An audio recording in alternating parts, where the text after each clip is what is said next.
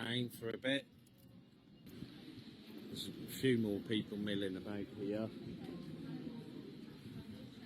Not many, but wait until Saturday, because Saturday's going to be the day where it's busy. I'm going to park right here where there's shitloads of people. Anybody that walks past can read just what Cheltenham and Gloucester hospitals have been up to. Or should I say, some staff from Cheltenham and Gloucester hospitals. I don't want to be accused of tarring you all with the same brush, because you're not all like that. And I know there are many of you that are afraid to speak out for fear of retaliation yourselves, which is not good. You speak up guardians waste of space. Like the girl that I went to see in the canteen that had a meeting with the speak up guardian. Then she called me, or asked me to go in for the second meeting and sit a few tables away in the canteen, and even I could hear the speak up guardian weirdly repeating most of everything that the nurse was saying to her. So then other people in the canteen knew that, oh, that nurse is a whistleblower. Speak up guardians employed by the NHS? Yeah, that figures, doesn't it? Same as pals. You go to pals, yeah, they go and have a nice word with the ward or whoever. You don't really get much resolved there if it's a serious complaint. You go to CQC, they're not interested because their care regulation is absolute shite. Go to the Health and Social Care Ombudsman, again, load of shite. Even with video and audio recorded evidence, they still didn't uphold anything because Gloucestershire hospitals said that they haven't actually apologised,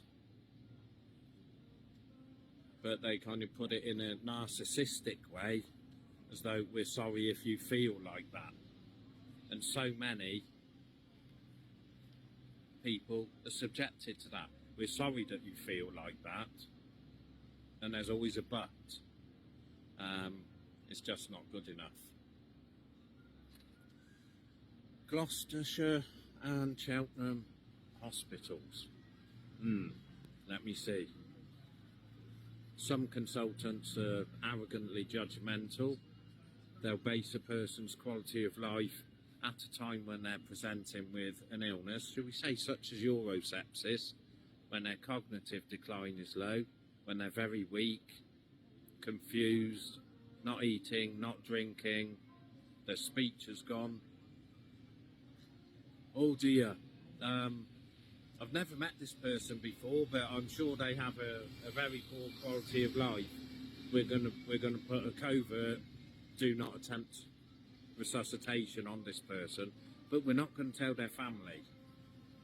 We'll let the family find out, and then when they complain about it, we'll retaliate with concerns of, oh, we think you may have sexually abused your relative.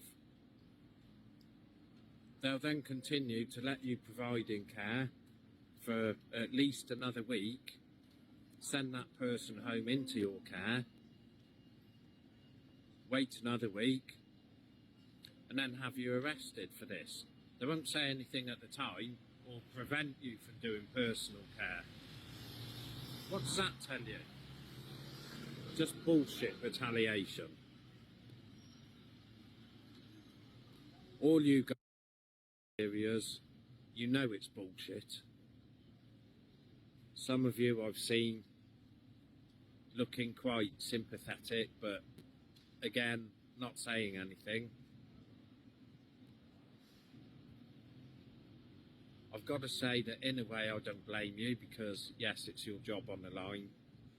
I'm just saying that there is no way that I could stand by and allow this to happen with a zip on my lip. I couldn't do it. pity some of you. I know there's a bullying culture in the NHS. I've seen it firsthand in both Cheltenham and Gloucester.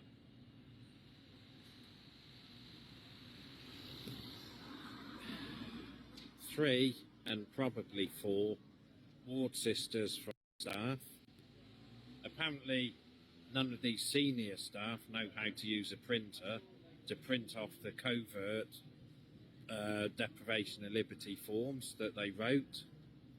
3 in 2 days, I think. One by everything will come out.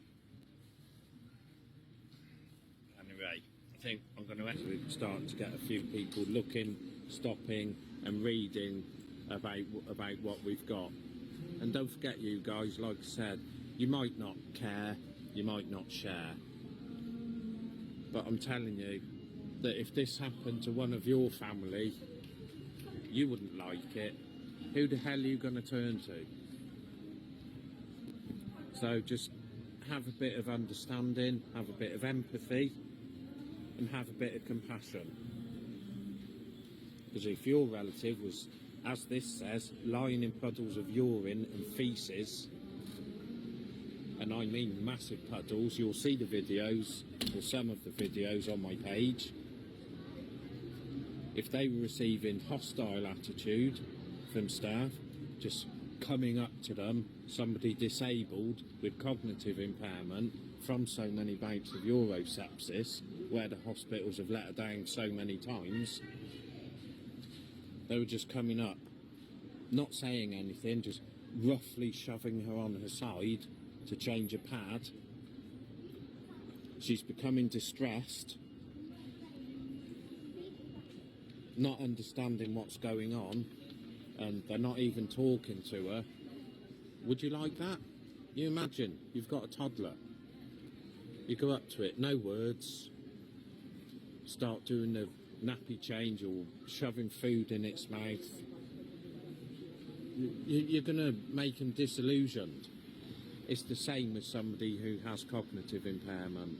You need to open your eyes.